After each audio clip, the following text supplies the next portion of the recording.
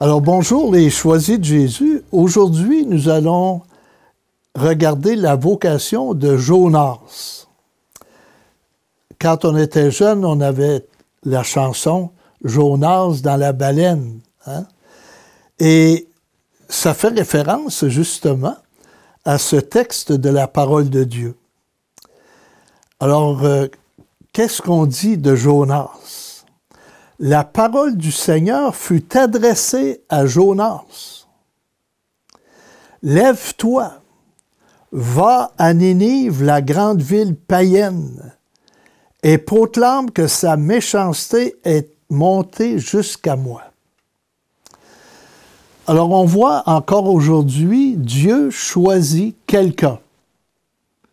Et c'est un choix libre de Dieu. Il choisit Jonas. Et Jonas n'est pas bien disposé, mais Dieu le choisit. Il l'appelle à se rendre à Ninive. Pour un Juif, Ninive, ce n'est pas une ville intéressante, c'est des adversaires, c'est des ennemis. Alors Jonas, qui n'est pas plus chaud qu'il faut pour répondre à l'appel, eh bien, le fait que ce soit à des ennemis, il est encore plus réticent.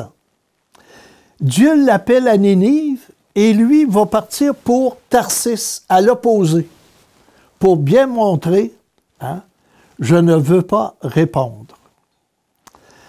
On continue. Jonas se leva, mais pour s'enfuir à Tarsis, loin de la face du Seigneur, et descendu à Jaffa, il trouva un navire en partance pour Tarsis. Les mots sont importants. Alors, quand Jonas est appelé à Ninive, il descend à Tarsis, il descend à Jaffa, puis il va descendre dans le navire. Ce sont des mots qui viennent nous dire que Jonas s'éloigne de Dieu. Parce que le Juif, quand il veut rencontrer Dieu, il gravit la montagne. Et combien de fois dans l'Évangile, on voit Jésus gravit la montagne. Jésus s'en alla dans la montagne pour prier. Alors, quand tu descends, eh bien, tu t'éloignes de Dieu, pour le Juif, tu sais, dans sa pensée. Donc, l'appel de Dieu, Dieu qui l'appelle à vivre en intimité avec lui, à écouter sa parole, Jonas veut couper tout lien. Il paya son passage, donc c'est un bon garçon, il est honnête, et s'embarqua pour s'y rendre, loin de la face du Seigneur. On le répète. Mais le Seigneur lança sur la mer un vent violent. Et il s'éleva une grande tempête au point que le navire menaçait de se briser. Et les matelots prirent peur. Ils crièrent chacun vers son Dieu, et pour s'alléger, lancèrent la cargaison à la mer. Très intéressant. Alors ici, quelqu'un est appelé par Dieu, puis il ne répond pas. Et ça a de l'influence dans l'entourage. Donc, notre mission à nous, parce qu'on a tous et toutes une mission, quand on ne la remplit pas, il y a une influence négative dans notre entourage. Parce que quand Dieu nous appelle, c'est pour du positif, c'est pour du meilleur, c'est pour qu'il y ait de la croissance. Et ici, on s'aperçoit que ça dégringole sans cesse. Jonas ne veut pas répondre à sa mission. Et on continue plus loin. Jonas était descendu dans la cale. Alors, plus on descend, plus on s'éloigne de Dieu dans la pensée juive. Alors, on a dit qu'il descendait à Tarsis, puis il est descendu à Jaffa pour aller à Tarsis, puis il est descendu dans le navire, mais dans le navire, il descend dans la cale, ça veut dire dans ce qu'il y a de plus bas, et il se couche. Donc, s'il était debout, il y aurait au moins un peu plus haut. Non, il se couche, et plus profondément encore, il va s'endormir d'un mystérieux sommeil. Comme je dis souvent, plus creux que ça, tu meurs. Hein? Parce que le Jonas ne peut pas aller plus bas que ça. Il ne peut pas s'éloigner plus que ça. Il est rendu dans le fond. Que va-t-il se passer?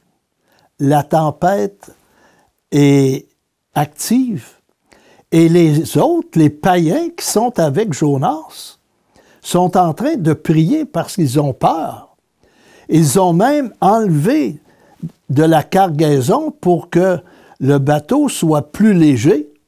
Alors, ils sont en train de se dépouiller, mais Jonas, lui, non, il dort. Il ne prie pas. Alors, on va aller le rencontrer et les matelots se disaient entre eux, « Tirons au sort pour savoir à qui nous devons ce malheur. » Et ils tirèrent au sort et le sort tomba sur Jonas. Et lui demandèrent, « Dis-nous donc d'où nous vient ce malheur? Quel est ton métier? D'où viens-tu? Quel est ton pays? De quel peuple es-tu? » Alors, le questionnaire, hein? Parce que nous, on est en train de périr et c'est à cause de toi. Donc, tu as des comptes à rendre. Jonas leur répondit. Alors, on a dit qu'il était honnête parce qu'il a payé son passage. Là, il est franc. Je suis hébreu, moi. Je crains le Seigneur, c'est-à-dire, dans notre peuple, on croit en Dieu, le Dieu d'Abraham, d'Isaac et de Jacob, le Dieu du ciel qui a fait la mer et la terre ferme. Les matelots furent saisis d'une grande peur et lui dirent, « Qu'est-ce que tu as fait là? » Alors, tu sais, je trouve ça intéressant, des païens qui sont en train d'analyser la situation et qui disent, « Jonas, ça ne marche pas dans ta vie. Il va falloir que tu réfléchisses. » Car ces hommes savaient, d'après ce qu'il leur avait dit, qu'ils fuyaient la face du Seigneur.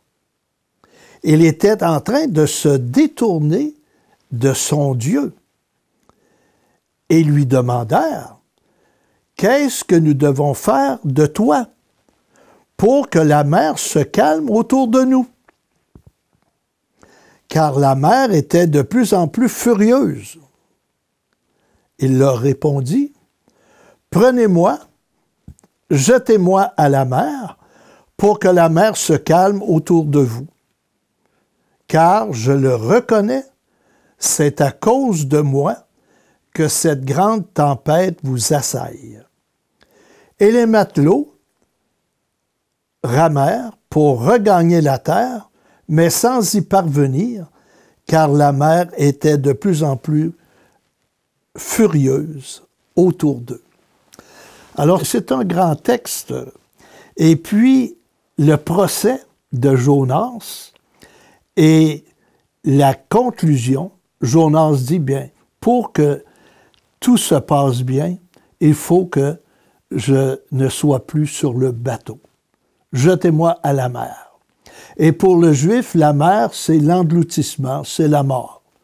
Alors, moi, je serais mieux mort. Pourquoi? Parce que ça ne me tente pas de répondre à l'appel. puis j'aime mieux mourir que de répondre à l'appel. Alors Jonas est vraiment déconnecté de sa mission.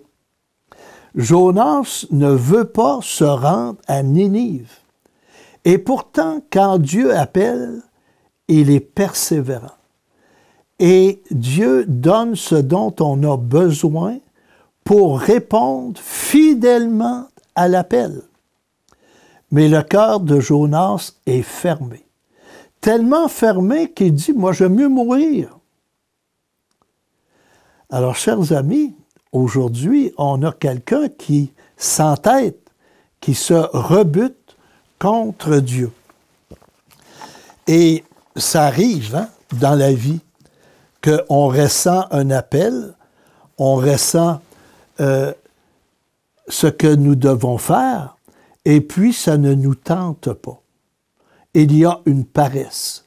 Et même si Jonas a des belles qualités, il y a une qualité qui lui manque, c'est ouvrir son cœur. C'est être accueillant à la parole de Dieu. Alors Jonas va être envoyé à la mer. Mais Dieu, c'est une parabole, Dieu est en train de dire que l'histoire de Jonas ne se terminera pas là. Le Seigneur donna l'ordre à un grand poisson d'engloutir Jonas. Alors, on est au chapitre 2, verset 1. Alors, on dit Jonas dans la baleine. Mais dans l'histoire, on ne parle pas de baleine. On parle d'un gros poisson. Et je ne sais pas si vous vous rappelez, dans les films sur Jésus, les premiers chrétiens, quand ils vont manifester, ils veulent dire qui ils sont, il arrive un étranger, puis il dessine un poisson sur le sol. Ça veut dire « je suis chrétien ». Et le grand poisson, est-ce qu'on ne pourrait pas voir déjà Jésus le Sauveur? Jésus qui vient rétablir ce qui a été brisé. Jonas veut couper sa relation avec Dieu. Jonas veut s'enfuir, mais il y a quelqu'un qui va venir et qui va le reprendre et qui va dire, bien, Jonas, regarde, tu as reçu un appel et cet appel est important, il est précieux. Je vais te prendre, je vais te ramener au départ, je vais te ramener sur la plage. Et quand tu seras rendu sur la plage, écoute ce qui va se passer dans ton cœur. Alors, ce grand poisson, n'est-ce pas Jésus, qui vient encore aujourd'hui nous parler, nous livrer sa parole et nous dire, tu es un choisi, tu es appelé à réaliser une mission particulière dans le monde d'aujourd'hui pour que ça aille mieux.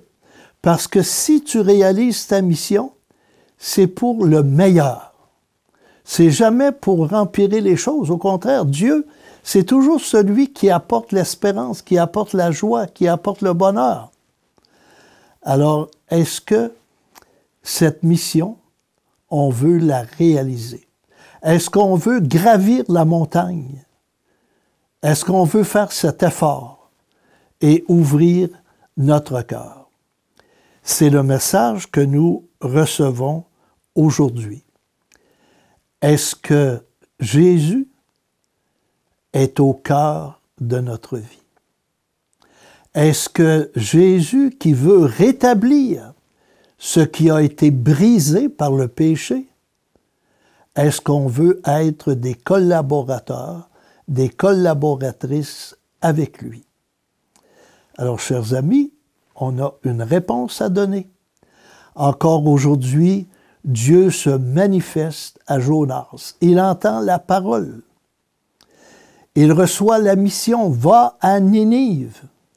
Mais Jonas s'enfuit, loin du Seigneur. Il ne veut rien savoir. Mais Dieu lui dit, je suis avec toi. Hein? Je vais te reprendre. Je vais séduire ton cœur. Je vais te montrer le vrai chemin qui va te combler. Tu as peur, mais n'aie pas peur, je suis avec toi. Et on verra la semaine prochaine ce qui va se passer. Je vous souhaite une bonne journée.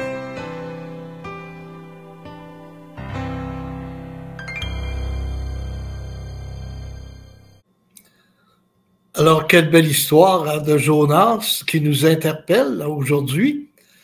On a des anglophones avec nous. Oh. Oui, on a quelqu'un des Philippines.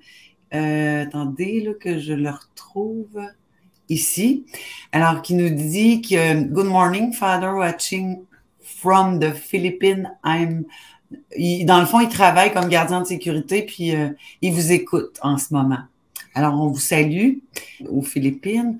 On a quelqu'un, Fabiola, qui vous dit « Seigneur, aide-nous à toujours être fidèles pour répondre à ton appel, pour accomplir ta sainte volonté. »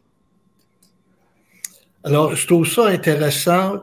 Vois-tu, les Philippines, hein, les moyens modernes nous permettent de communiquer à travers le monde entier. Et c'est ce que Jésus veut.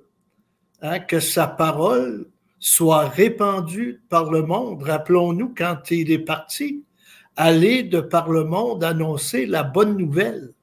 Alors Jonas était appelé à annoncer la bonne nouvelle. Et puis il s'enfuit. Mais on va voir que Dieu va le reprendre. Dieu qui est persévérant, Dieu qui, on dit, le bon Dieu. Alors, il va tout faire pour qu'on puisse réaliser fidèlement notre mission. Alors, Jonas nous ressemble. Des fois, hein, on n'a pas le goût de faire ce que nous ressentons dans notre cœur. Et en vous disant ça, je pense à Sainte Thérèse de l'Enfant Jésus qui disait « Certains jours, je serai prête à sauver le monde toute seule. Et d'autres jours, je ne lèverai même pas le petit doigt. » Alors, tu sais, l'humain hein, a ses limites. Puis, et comme je disais à un moment donné et tout à l'heure, il y a de la paresse. Des fois, on est paresseux, on manque de générosité. Et même les grands saints ont ressenti ça aussi dans leur cœur. Alors, c'est de se reprendre, c'est de repartir et de faire confiance. Et c'est ainsi que la parole se répand. Moi, ça me rassure quand vous dites dans votre enseignement, dans le fond, que quand Dieu nous appelle, c'est pour du positif, du meilleur. Mais comme Jonas, comme vous le dites, dans notre vie, dans notre cheminement de foi, des fois, on voudrait que tout arrête, tu sais, puis on voudrait s'abrier par-dessus la tête, puis bon, arrêter d'avancer. Puis là, ben, on cale, mais finalement, quand on lui donne notre vie, lui, il fait le reste, là. Mm-hmm. Et quand, même dans l'Évangile, hein, Jésus est venu pour le bonheur. Je veux que vous ayez la vie et la vie en abondance. Hein? Et quand on pense au choisi de Jésus, pour le bonheur des miens, mais choisi. Le bonheur, il est pour nous aujourd'hui. Et même si des fois on a des épreuves, les épreuves nous font grandir, nous font avancer, nous font progresser. Hein, il y a des gens qui vont dire à un moment donné, après des épreuves, si je n'avais pas eu le bon Dieu, je ne serais pas passé au travers. Alors, quand ces personnes-là regardent en arrière, elles se rappellent la grande épreuve. Mais là, ces personnes-là ont passé au travers. Et puis, elles sont en train de goûter la joie de la victoire. Alors, c'est ça. Avec Dieu, on ne se trompe pas. hein, et c'est le chemin qui conduit à la vie et au bonheur éternel. Et ça commence aujourd'hui. Effectivement. Ici, on a Chantal qui dit « Merci de nous enseigner que Dieu vient nous chercher là où nous sommes, dans l'océan pour Jonas. » Alors, c'est un fait, hein? Il vient nous chercher, si vous reprenez tous les prophètes qu'on a étudiés depuis quelques semaines, hein? Je pense à Élisée qui est en train de labourer son champ avec ses bœufs. Hein? Alors le Seigneur l'appelle alors qu'il est en train de travailler. Et des fois, vous êtes en train de travailler pour gagner votre vie et il y a des paroles qui vont venir dans votre cœur. Il y a des pensées qui vont vous venir. Alors, être à l'écoute, c'est pour ça que les temps de réflexion, les temps de prière sont importants dans notre vie. Il y a un cri du cœur, on dirait, là, elle dit, dans le fond, Nathalie, Seigneur, aide-moi à ne pas abandonner. Oui. Alors, des fois, on est dans une tempête, et puis probablement que c'est ça qui se passe dans la vie de cette personne. Alors, aide-moi à ne pas abandonner, aide-moi à ne pas lâcher. Hein? Et puis, lâcher, des fois, il faut lâcher prise, hein, comme Jonas a dû lâcher prise sur l'appel de Dieu. Mais il faut, le fait de ne pas lâcher, ça veut dire persévérer. Hein? Aller de l'avant avec confiance. Et c'est ça, la persévérance, jour après jour. Et vous allez voir, un jour, la victoire sera là. Parce qu'il est avec nous et il est le vainqueur. Et s'il est le vainqueur, il va nous aider à vaincre nous aussi. Donc, persévérer malgré tout. On a ici Guy Philippe qui dit « Salut mon petit Guy de Guy Philippe. » Un de mes anciens élèves, et je le salue. Bon. Ici, on a quelqu'un d'autre, Fabiola. Seigneur, aide-nous à être toujours fidèles pour répondre à ton appel, pour accomplir ta sainte volonté. Quelle belle prière. Hein? Aide-nous, Seigneur, à accomplir ta sainte volonté. Hein? Quand on dit sainte, c'est la purification, c'est la perfection. Alors, plus je vais accomplir la volonté de Dieu, plus je marche sur le chemin de la vie, de la lumière. Pour les autres commentaires, dans le fond, c'est des salutations beaucoup, là. Saba qui dit que la paix du Seigneur soit avec vous et bonne soirée à tous les choisis. On a Frances aussi qui est en ligne. Bonjour, Père et les choisis. Il y a Daniel qui dit bonsoir, Père Guy et les choisis. Merci pour vos beaux messages. Amen. C'est vrai qu'on est choyés de vous avoir, l'abbé Guy. Fabiola, merci beaucoup pour l'histoire de Jonas, Père Guy. C'est avec joie et plaisir de vous entendre. C'est une belle leçon de vie que Dieu ne nous abandonne jamais. Alors, je trouve ça intéressant, toutes ces belles réflexions. Et je tiens à dire que je suis édifié de voir que beaucoup de personnes, à midi et demi, à notre heure à nous, mais pour d'autres, c'est d'autres heures, qui sont là pour écouter la parole de Dieu, écouter les messages que le Seigneur nous donne. Alors, c'est comme ça qu'on se nourrit. On a besoin de nourriture spirituelle. Et les choisis de Jésus nous en offrent en abondance. Et tous les volumes sont là pour nous aider à mieux comprendre la parole de Dieu. Alors, c'est ça qu'il faut retenir. Au cœur de notre vie, c'est la parole. La parole, c'est quelqu'un, c'est Jésus. Alors, les choisis de Jésus sont là pour nous dire, regarde le Sauveur. Et c'est pour ça que j'aime beaucoup le cadre qui est en arrière de moi. Jésus de miséricorde, Jésus qui aime, Jésus qui donne en abondance. Et de son cœur jaillit les grâces dont on a besoin. Alors, chers amis, demeurons fidèles. Et la semaine prochaine, je vous invite à poursuivre la vocation de Jonas et vous allez voir qu'est-ce qui va se passer. Et permettez-moi de vous bénir, vous qui êtes à l'écoute, vous qui allez à d'autres moments écouter cet enseignement. Alors, Seigneur Dieu, fais descendre ta bénédiction sur tes enfants et tu les appelles à répondre à ta sainte volonté et à dire un oui fidèle, persévérant.